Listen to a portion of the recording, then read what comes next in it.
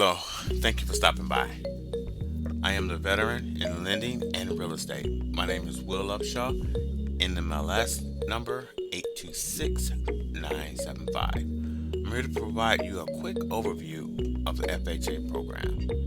So, if this is why you stop by, please hit the like button and subscribe. That would be perfect. Also, you can share it with people that may be interested in this information as well.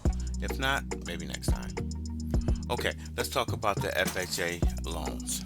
It is a government program which has been helping homeowners since 1934. It is for owner occupied residents or properties from one all the way up to 4 units. Also, FHA stands for the Federal Housing Administration, which is a part of HUD, which is insures loans so your lender can offer you a better deal. What that means to you is it gives you or helps you out with a lower down payment, lower closing costs, and also easy credit qualifying. Now, there's a couple of different programs. One I'm going to focus on today with the FHA is the regular FHA program as well as the 203K. Now, some of you may be familiar with 203K, some of you may not. What that is the renovations, or if your home needs a little repair, FHA will help finance that for you as well. I'm going to talk to you about that a little later on in the video. Now, with the FHA program, it covers a couple of different things. When it comes to the FICO score, it can go down as low as 580. And what that means is with the 580, the minimum down payment can be 3.5%. And FHA also have programs that offers between 500 and 579 FICO scores. What that means is, if you have that FICO score, you may have to come down to the table with a little bit more. Minimum 10% is required in those instances. Also, with FHA loans, they have mortgage insurance premium. What is that? I will go in more detail with you what that is. But if you owe more than 80%, which means if you do not come to the closing with at least 20%, you'll be required to pay the mortgage insurance premium. Debt to income ratio, they can go as up to 42%, in some cases higher than that. Debt to income ratio. Also, it must, again, as I stated before, it must be a primary residence. You also must have some steady income and proof of employment, and I'll go into detail with you that later. Now let's go over closing costs. One of the key things when it comes to loans, I like to tell everyone that everyone be aware of, and as a reminder, down payment and closing costs are two different things. Down payment, that's the money you're going to put down towards the purchase of the property. The property is $100,000 and you're going to put in a down payment of $3,000. That's the down payment. Now, closing costs are the fees that's included with buying this purchasing this home or buying this home. I just want you to be aware of. I'm going to repeat it again.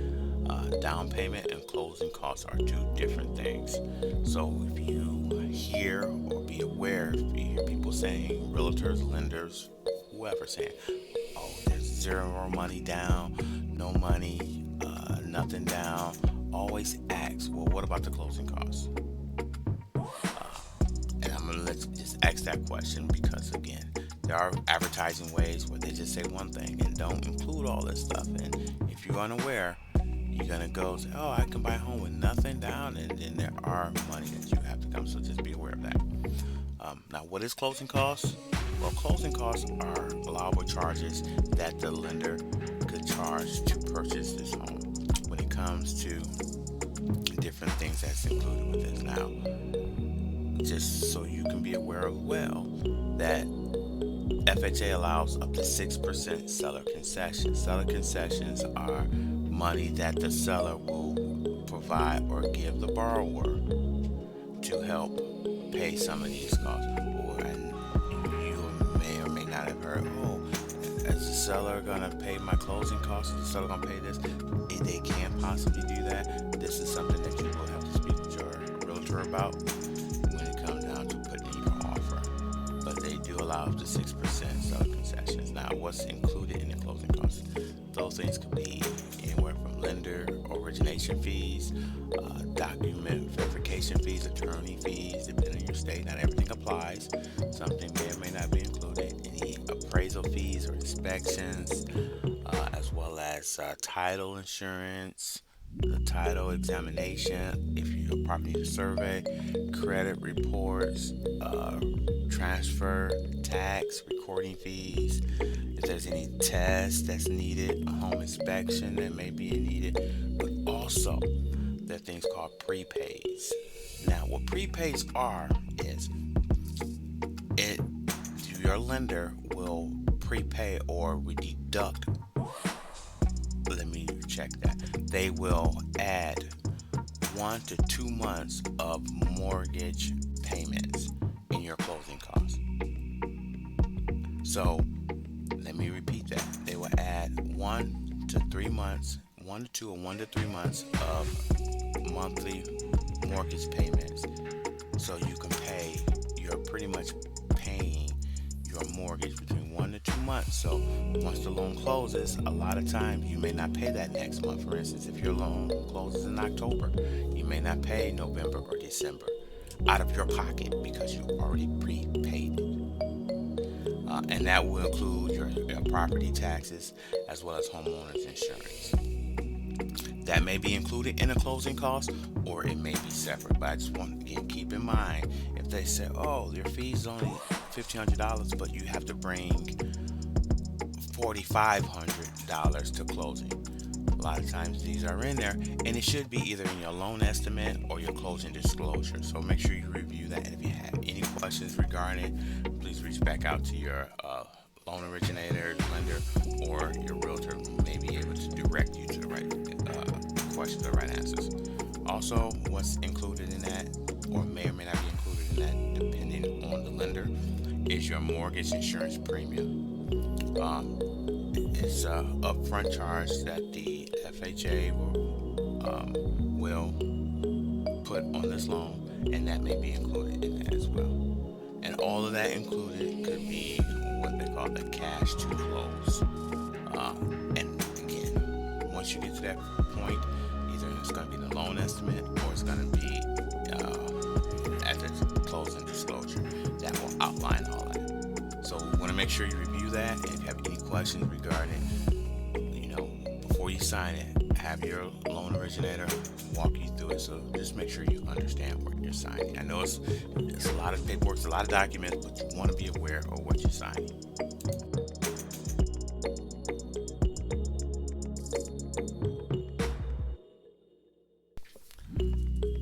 The next thing I want to talk to you briefly about is down payment assistance. There are options with the FHA program where you can get down payment assistance.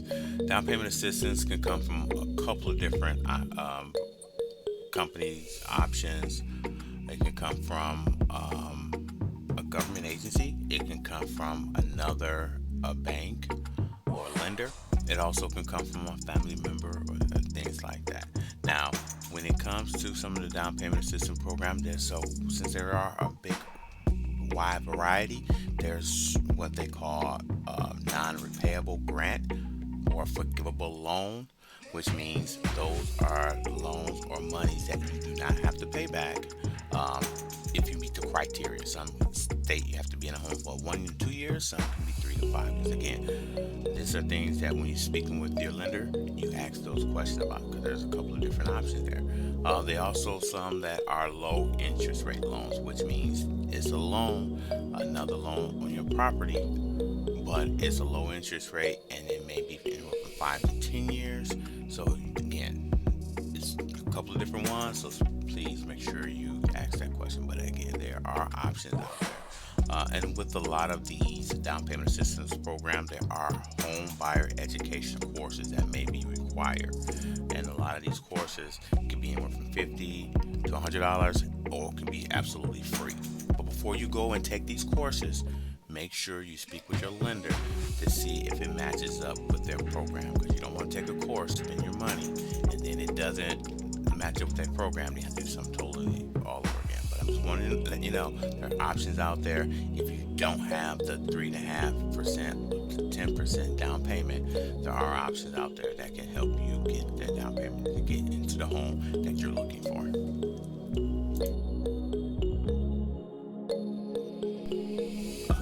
Continuing talking about down payment assistance regarding the gifts. Down payment assistance gifts are allowed from your family member, your employer, or labor union, a close friend, clearly defined with documented interest in the borrow. Again, it's just no random person. It has to be somebody who really knew you, or if it came to a charitable organization or governmental agencies that help homeowners with the down payment to get into a home.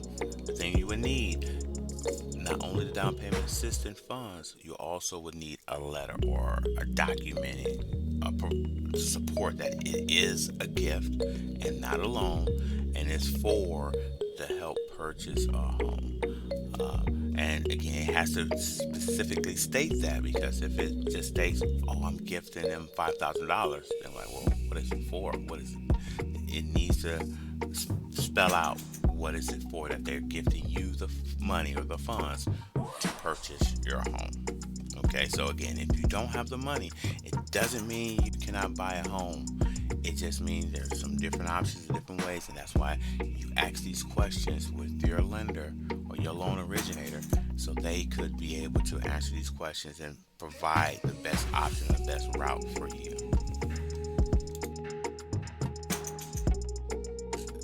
What the FHA lenders looks for in your credit history. They look for your past credit performance while underwriting. They look for a good track record of timely payments, will make you eligible. But also, if there are some hiccups here and there, it doesn't automatically disqualify you. So just because you may have been late on certain things, it's not going to necessarily disqualify you. There's still some options there. So again, that's when you speak with your lender regarding the details.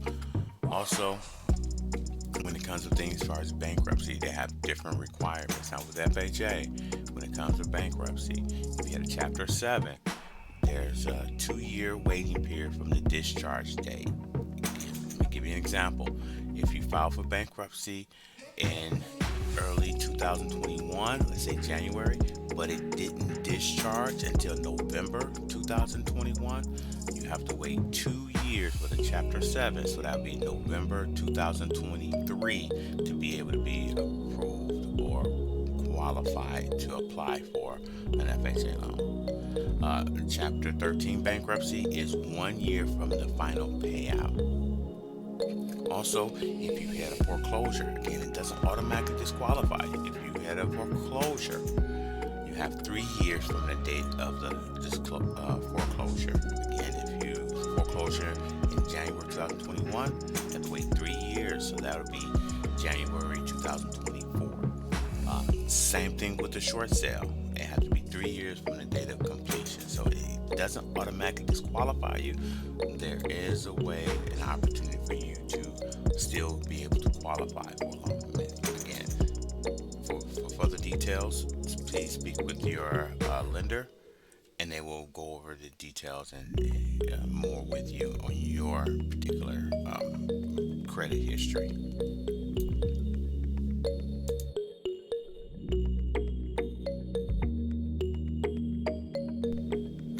All right, if you're still with me here, thank you so much. Again, I appreciate any likes or subscribe while we're here. So I just want to take a moment to go over that. But again, I appreciate you being here and sticking with me for a little bit.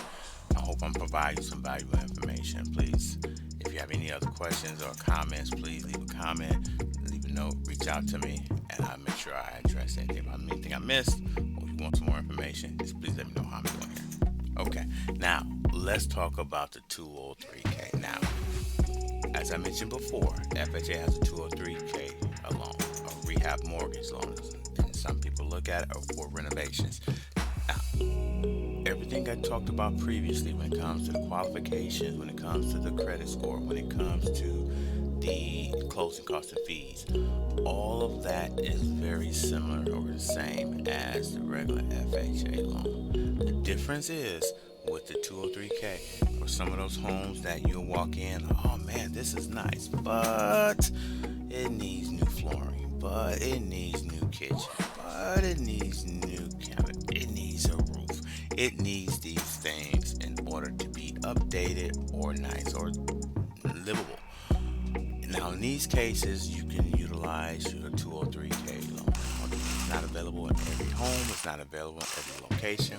This is where you speak with your realtor as well as speak with your loan originator, and they can be able to give you more details when it comes to this. But again, it's out there and it's available. Now, with this, the rehab cost has to be at least $5,000. For instance, if you wanted to just put it in the carpet and carpet's $2,000, you may not be able to utilize a 203K loan. Okay. Another thing is with this, if you do think about or considering this loan, make sure you speak with the licensed contractor. As I mentioned before, when it comes to this, getting a loan, you want to get your home inspected. That's one of the inspection fees. But if you get utilizing this, your inspector would be nice if it was a contractor. That way, they could write out a detailed description or a statement of work of what needs to be done, the cost and the fees, and provide you that estimate. And when you go to apply for the 203K renovation loan, you could reach out to your lender and supply them with that documentation, because that's something that they would need. So they're going to research that contractor to make sure they are licensed. You don't want to run in and get a friend, a family member that's not licensed, or somebody that's not really licensed.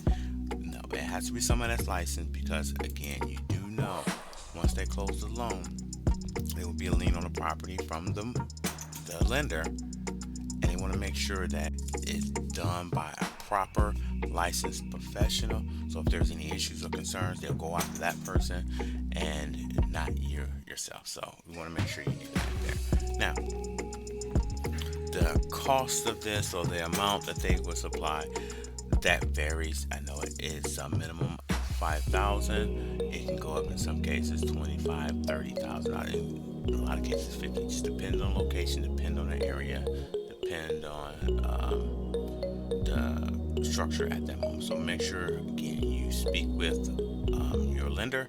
But again, it is out there and it is available. Another thing is some of the things that they cover is, as I mentioned, is structural alterations. You know, make things your home a little more modern, improvements of the home function. It also can utilize to eliminate any health hazards, change the improvement appearance, reconditioning, replacing plumbing, installing well or septic system, roofing, gutters, flooring. It's almost how you see people when they go in and they'll fix and flip like investors, but in this case, it's your home. Now, it can be used from 1 to 4 unit structures, so this is something that can definitely be able to help you, as well as get into a home that may not be perfect when you first walk into it, but be able to get this loan to be able to do some renovation to fix it up. Okay, that's one of the things there. Now, want more information on these loans, more information on these products, definitely reach out to me, or reach out to your lender. You also can, check online. As I mentioned, FHA.gov has some detailed information too as well. So this way, you can be a well-informed buyer, well-informed new homeowner when you go out and hit the market.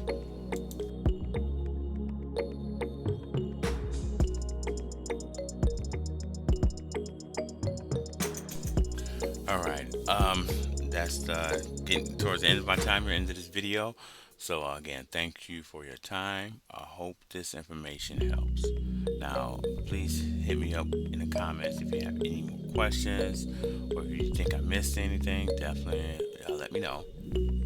Also, you can reach me here or check out my information in the description below. And that way, you can reach out if you have any questions, concerns. Again, I'm here to be a resource for you. and here to help you out any way I can. My next video, I'll be putting up a little bit of conventional loans. What's the difference between conventional and FHA? I'll also drop some of our products and some information about the VA loans, the Veteran Administration loans, if you served in the military or currently serving, or if you have a close relative, a dependent in the military, or if you're a surviving spouse, you may be able to qualify for a VA loan. Also have bank statement loans that can be for personnel like self-employed, the gig workers, as well as investors. Also have business loans and investor loans that I'm gonna drop as well. So some of those videos there. Feel free to hit me up if you have any suggestions on what loan program you would like to hear more about. Until next time, keep getting informed, because always remember one thing here: an informed mind is the best mind. Take it easy. See you on the next video.